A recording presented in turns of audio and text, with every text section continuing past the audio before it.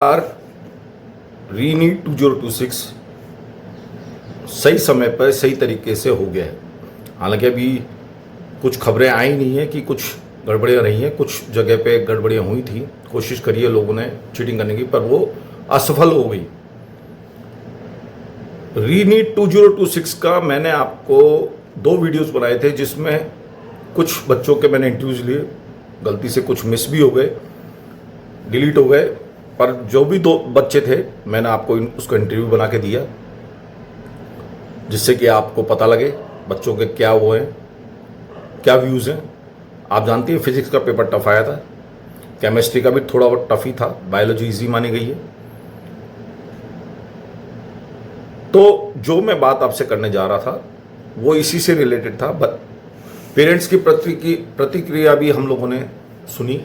Parents बहुत नाराज़ थे, अभिभावक बहुत नाराज़ थे, कहीं ना कहीं वापस रीनीट एग्ज़ाम से। और उन्होंने ये भी बोला कि करीब 15 बच्चे जो ऑन रिकॉर्ड हैं उन्होंने सुसाइड कर लिया है। तो आप समझ सकते हैं कि बच्चे 17-18 साल के बच्चे कितने परेशान होते हैं अगर वो पेपर वापस होता है तो इसी बारे में मैं आपसे बताने जा रहा था। बहुत हो हल्ला हुआ, काफ़ी तगड़ी सिक्योरिटी रही।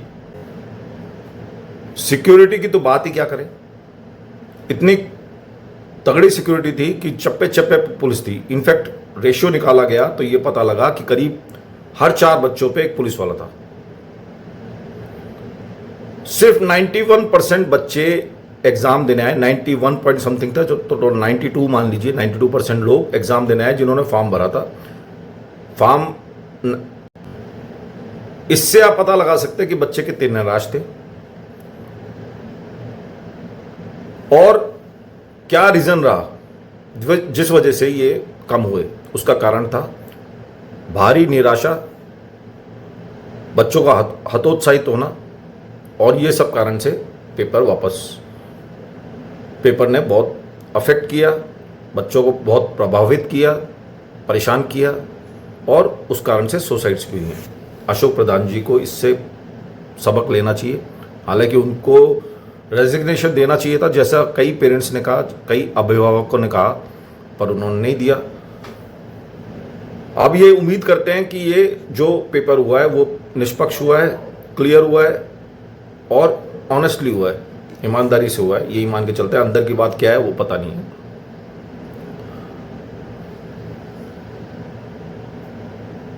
जो मुद्दा है, जो डिस्कशन आज मैं करने जा रहा हूं वो है कि रिजल्ट कब तक आएगा।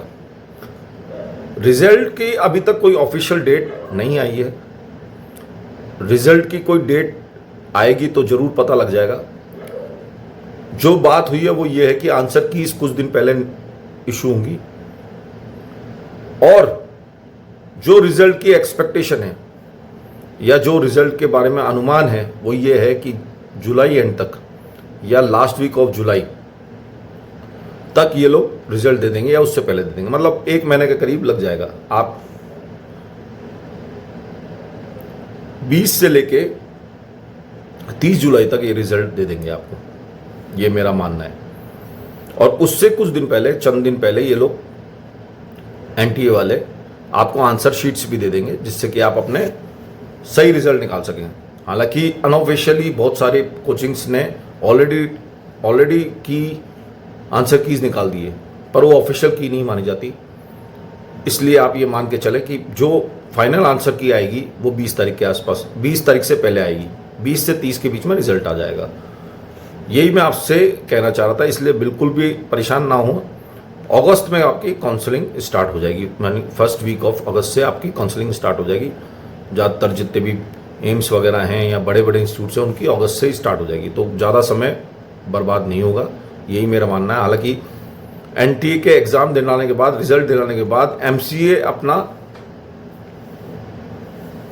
अपना होल्ड कर लेता है, अपना हिस्सा ले लेता है, और वो अपने सारा अथॉरिटी ले लेता है, सारे आगे की प्रक्रिया वही चलाता है, वही सारी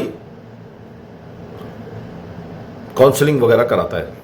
तो एक बार रिजल्ट आ जाए तो एमसीए इसकी काउंसलिंग करेगा। तो एक्सपेक्ट करके चलिए कि 20 तारीख के आसपास या इसके आगे आपको रिजल्ट मिल जाएगा।